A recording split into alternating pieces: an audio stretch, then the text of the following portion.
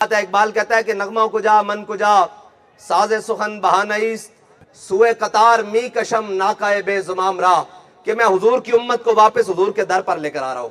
یہ علامہ اقبال نے کہا.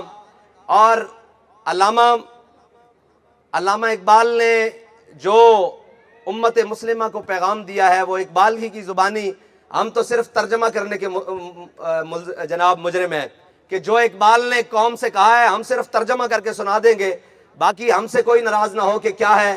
اقبال کہتا ہے کہ با خدا در پردہ گویم بات تو گویم آشکار، یا رسول اللہ او پنہاں تو پیدا من. اقبال کہنے لگا کہ یا رسول اللہ، اللہ سے تو پردے میں بات کرتا ہوں، آپ سے آمنے سامنے بات کرتا ہوں. یا رسول اللہ او پنہاں تو پیدا من، وہ تو پنہاں ہے، آپ میرے سامنے ہیں. تو علامہ اقبال سے پوچھا جائے گا کہ اقبال آپ تو حج پر بھی نہیں گئے، عمرہ میں بھی نہیں گئے، حجاز مقدس کی وادی میں بھی آپ نہیں گئے، تو پھر آمنے سامنے کیسے بات کرتے ہیں؟